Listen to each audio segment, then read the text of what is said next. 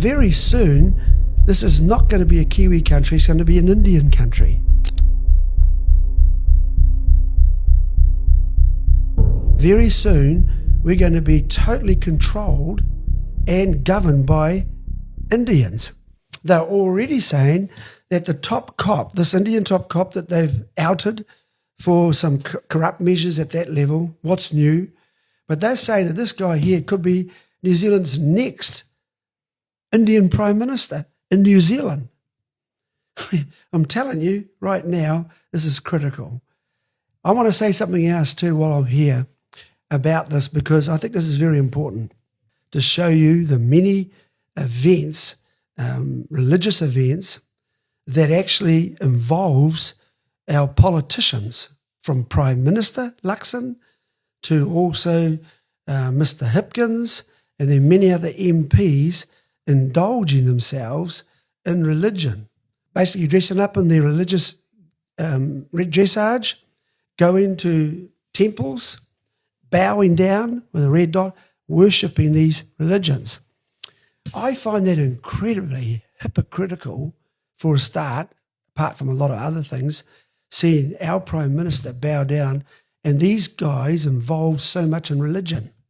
Because I've been told as a religious leader to keep my nose out of political business, that the church has no place in politics and religion, church and state separation. What a damn lie. When you see the collage and the photos and the stuff that our politicians have been dressing up in, you've seen them involved in religion. That's the hypocrisy of this. Telling us to stay out of it, they're basically revealing something very insidious and evil here. They are attacking Christianity. These are not invasions by bombs, bullets, and military. These are religious invasions. These are religions, particularly from two types of religions, Islam and Indian gods and religions. That's what's tormenting the West. That's what's causing the West to be taken to its knees. Not military power, but religious power. I know a lot of you fight that. You don't believe it's a religious war.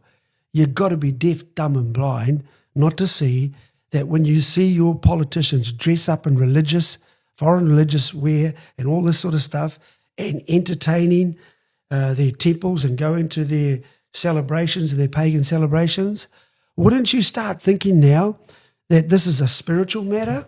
Sure, you can use bombs and bullets, but that doesn't take away the problem. It's deeper than bombs and bullets. It's spiritual. These religions must be taken down. That has to be taken out by a stronger force of the same. That is Christianity. I've always said it to New Zealand, and I'm saying it, I've said it everywhere on my socials. The only way to bring an end to the invasions of mass immigration of these religious forces is to officially declare New Zealand a Christian nation.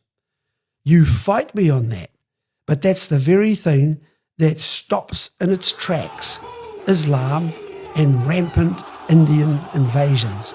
You put it at the border and declare that our country is Christian. And when you do that, that means that you ban hijabs, you ban turbans, and you ban all of the dressage they have for their religious things, because this is a Christian country. You ban their mosques, their temples, and their shrines and statues, because this is a Christian country. So we build churches, not mosques. You ban halal, because this is a Christian country. So therefore, that doesn't belong here. So if I can go on and tell you about the rest, all the ceremonial daggers and the kipan and all this sort of stuff, you put it at the word and say it's immediately banned because we are a Christian country. So based on the factors that we've now said we are a Christian country, these particular religious rights they come in with are all incompatible with Christianity. They are all opposing the faith that we believe founded our country and built the West. You need to hear this, because that's the message That's the power that will defeat all of this invasions by Islam and Indian religions. I want to know what you think. Come back at me. Have a chat or put a comment in this, because I believe that's the only answer. And when we see that, we're going to get our countries back again. We need to totally decimate the parliament and politicians that have created this mess and have allowed it to continue to murderous levels, to the rapes that have been happening, and to the displacement of the indigenous people of these countries, like Great Britain and Canada, Australia, New Zealand, and America even. And they've allowed it to continue. But as people, we can't allow them to do it any longer.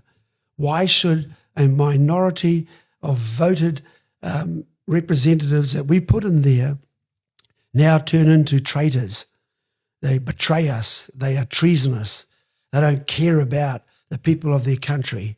You are enabling them and allowing them to continue this terrible rape of our rights and our freedoms and our country's resources and our way of life.